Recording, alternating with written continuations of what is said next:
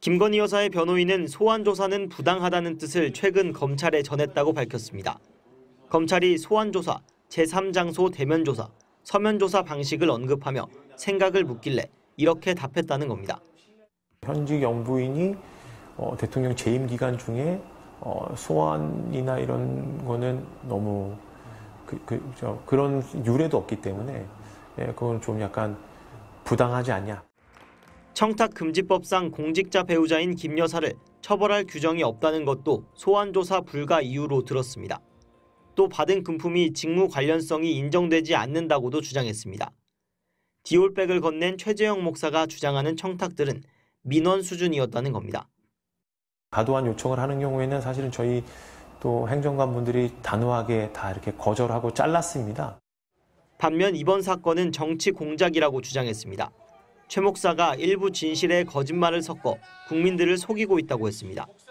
최 목사가 코바나 콘텐츠 사무실 복도에 선물을 든 사람들이 있었다며 또 다른 청탁 의혹을 제기한 건 망상이라고 반박했습니다.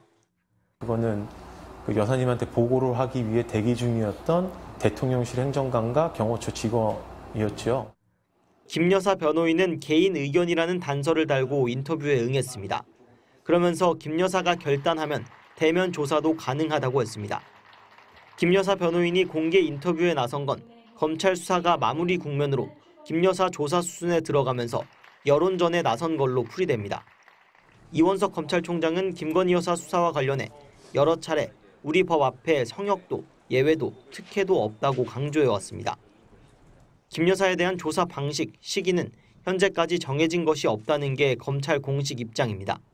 사실상 김 여사 측이 소환조사 불가 방침을 밝힘에 따라 검찰이 어떻게 대응할지 관심이 쏠립니다. MBC 뉴스 김상훈입니다. 2022년 9월 12일 최재형 목사와 대통령실 유모 행정관의 카카오톡 대화입니다. 유 행정관이 여사님께서 잠깐 뵐 수 있는 시간을 내보시겠다고 했다면서 다음 날 오후 2시 반으로 일정을 잡자 최 목사가 알겠다고 답합니다. 이튿날인 9월 13일 최 목사는 김건희 여사를 만나 명품백을 건넸습니다. 최 목사는 2022년 8월 김 여사 사무실 쪽에 전통주와 전기 스탠드를 맡겼을 때도 유 행정관이 답을 했다고 했습니다. 저번에 주신 거는 제가 잘 받아서 전달해 드렸어요. 예.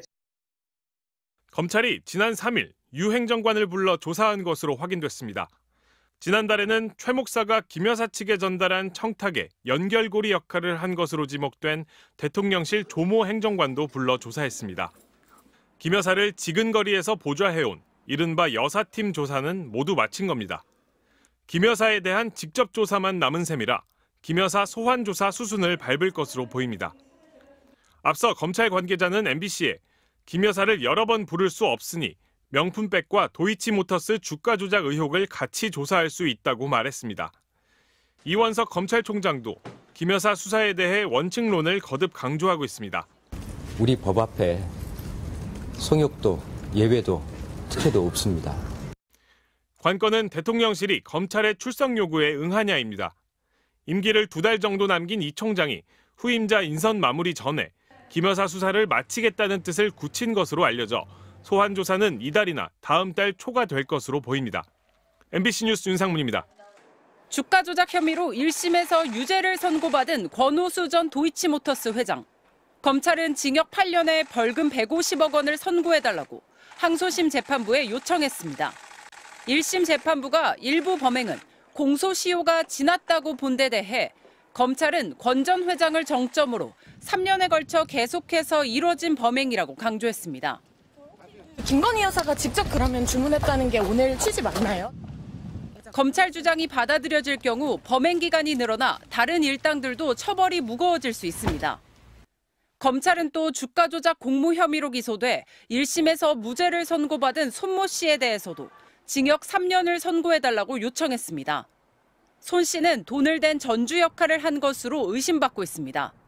검찰은 대출받은 100억 원으로 대규모 주식을 매수하면서 시세에 인위적인 영향을 미치는 가담을 했다며 최소한 방조 혐의는 인정된다고 지적했습니다. 항소심에서 방조 혐의가 인정된다면 역시 전주라는 의혹을 받는 김건희 여사에 대한 수사 요구도 더욱 거세질 수 있습니다. 1심 재판부는 김 여사 명의의 계좌 3개가 시세 조종에 동원됐다고 인정했습니다. 이에 대해 김 여사 측은 단순히 계좌가 이용된 것으로 주가 조작에 가담하지 않았다는 입장입니다. 김 여사는 2020년 4월 고발된 이후 4년이 넘도록 단 한 차례 서면 조사만 받았습니다. 검찰은 전주에 대한 항소심 판단을 기다려보겠다며 소환 조사에 미적돼 왔습니다. 항소심 선고는 오는 9월 12일로 잡혔습니다. 항소심 재판부가 주가 조작 사건에서 김 여사의 역할을 어떻게 판단할지 관심이 쏠립니다. MBC 뉴스 박솔립입니다.